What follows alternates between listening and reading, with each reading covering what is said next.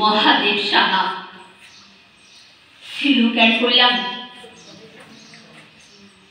लक्ष्मी सरस्वती जमज माइया जन्मानोर पर बछर ना घुरते घुरते आमी आबार पोयाती हई।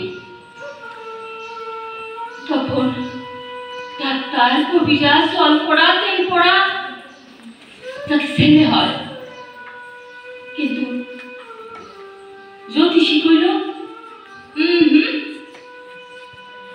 এইবারও মাইয়াই হইব, তাও আবার জোড়ায়। সেই কথা শুনা আমার স্বামী এক কাপড়ে বাড়ি থেকে বাইর হইয়া গেল রাগ কইরা। আজও ফিরল না। লক্ষ্মী সরস্বতী বলে মাথায় যেন আমার আকাশটা বাইরা বলল, একমাত্র রোজগারের মানুষ সেও আবার হাতটা ছেড়ে চলে গেল। আমি এখন কি করি? দিন যায়, কোন রকমই দিন যায়। ঘরে যা বাসন কুসন ছিল, তামাক আসা, টুকিটাকি সোনা রূপা সব শেষ। চার চারটে পেট বাচ্চাদের মুখে কি করে দিবাই নেবেন বুঝতে পারি না। আর অপেক্ষা করি দেখে আসবো। এদিকে জ্যোতিষীর কথারে ভুল প্রমাণ কইরা কার্তিক গণেশ জন্ম নিল। আমার সুখের সংসার, ভরা সংসার। আমি না তখনও বুঝতাম যে মেয়ে মানুষ জন্মানোর জন্য বোধহয় মেয়ে মানুষই দায়ী। নিজের না মনে মনে খুব দোষারোপ করতাম। সত্যি তো, স্বামীর রাগের তো কারণ আছে, তার বংশের বাকি লাগতো না। কিন্তু একটা সময় কিন্তু আমি জানলাম যে ছেলে হওয়া মেয়ে হওয়া মেয়েদের উপর নির্ভর করে না, পুরুষের উপর নির্ভর করে। এ কি কথা? সেদিন থেকে আমার মনে মনে অনেক রাগ হইল। সত্যি তো, আমার কি দোষ? একটু অপেক্ষা করতে পারলো না। এই তো কোন বলে আমার কার্তিক গণেশ। দিন যায়, বছর যায়, বড় করে তুলি বাচ্চাদের। এদিকে সবাই কয় যে এক কাজ করো, সংসার কি করে চালাইবা? এখন তো বাচ্চারা একটু বড় হয়েছে, ছোট বাচ্চাদের কিন্তু বাইরেও যাওয়া যায় না কামের জন্য। বাড়ির সামনে টেবিল পাইতে ভাতের উঠে কর, কত মানুষ সস্তা একটু ডাল ভাত খাইতে চাই দুপুরবেলায়। আমিও করলাম ভাতের হোটেল, পাতলা মুসুরি ডাল, 5-7 রকমের সবজি দিয়ে একটা ঘ্যাট, আর মোটা চালের ভাত 30 টাকা। তারা খায়, সারাদিন তারা চারিদিকে কাম করে, ঠেলাওয়ালা, রিক্সাওয়ালা, অটোওয়ালা, দিনমজুর আর কিছু ছাত্রছাত্রী।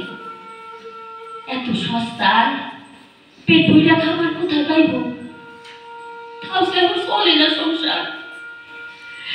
5-5টা মানুষের ভরা সংসার চলে না। বললাম কি, ওই টেবিলে সন্ধ্যাবেলায় চা আর ডাল ভাতটা পেঁয়াজি নিয়ে বসলাম। হায় রে চা, কত ঢঙের চা! কেউ কয় লাল চা চিনি ছাড়া, কেউ কয় চিনি দিয়া লাল চা, দুধ চা চিনি ছাড়া, আদা চা, ইলাচি চা, গ্রিন টি। হায় রে হায়, কত ঢঙের চা! দোকান না করলে তো জানতাম না, কিন্তু তার চলে না আমার সংসার। তবে আমার ছেলে মেয়েগুলো খুব লক্ষ্মী, তারা স্কুল ছাইরা আগামী বছর কলেজ যাইব। দিন রাত মায়ের হাতে হাতে খাটে, কার্তিকটা আমার মতো গাধার মতন খাটে। পড়াশোনা, টিউশনি, বাজার হাট, আমার দোকান সাজাইয়া দেওয়া সব। তবে গণেশটা আমার একটু কমজোরি। ওই আপনারা যারে কম স্পেশাল চাই, ওই অনেকটা তাই। বেশ চলে সংসার এখন, বলতে নাই। এখন আমার দোকানে মোমো, চাউমিন, সব আধুনিক ছেলে মেয়েরা যা যা খাইতে যায়, বাটার টোস্ট, এগ টোস্ট সব পাওয়া যায়। আর ভাত তো আছেই, চা তো আছেই। ইতিমধ্যেই খবর পাইছি সে আমার সাইডা গিয়া বছর কাটতে না কাটতে আরেকটা বিয়া করছে। সেখানেও নাকি তার চমচ মাইয়া হয়েছে, ভরা সংসার। কই, আমি তো পারলাম না সংসারের মুখে লাঠি দিয়ে আর বেড়ালে নিয়ে ভেঙে যেতে। কি কম ছিল আমার? বয়স কম, দেখতে শুনতেও তো খারাপ না। এইসব মাইয়া মানুষের আরো জ্বালা। দোকান খুলে যখন বসি তখন কত মানুষ আসে, এক কাপ লাল চা লইয়া ঘন্টার পর ঘন্টার বসে থাকে। ফ্যান ফেলে আসা যেন পাঁচটাকে মাথা অব্দি আমার সাথে বুঝি, কিন্তু কি করবো? ঘরে যে আমার 2টা মাইয়া, ভয় হয়, বড় ভয় হয়। স্বাধীন কাল চারিদিকে। আচ্ছা, লক্ষ্মী সরস্বতীকে বাঁচাইতে পারেন তো? মানুষ নামক অসুরে পথ করতে করতে আমার জীবনটা তো আমি কাটাই দিয়েছি। এখন লক্ষ্মী সরস্বতী রে, মানুষ নামক অসুরের হাত থেকে বাঁচাইতে হইব। কি করব? পারু কত? লক্ষ্মী সরস্বতী রে, এই কদর্য সমাজের হাত থেকে বাঁচাইতে পারু না? আমারে পারতেই হইব। এরপরেও কইবে আমি দুঃখা না, মা দুঃখা না, দশ বুঝা না।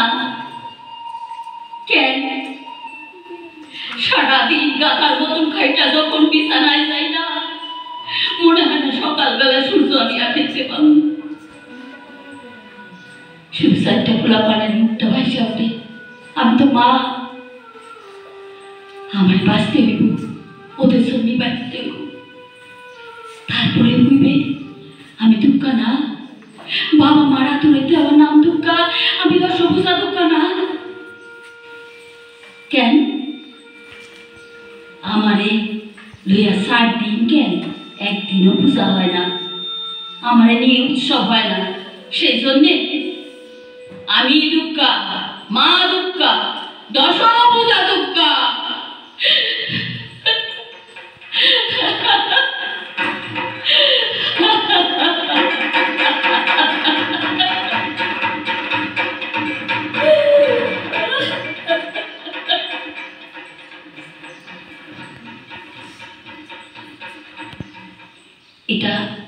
নাটক নয়।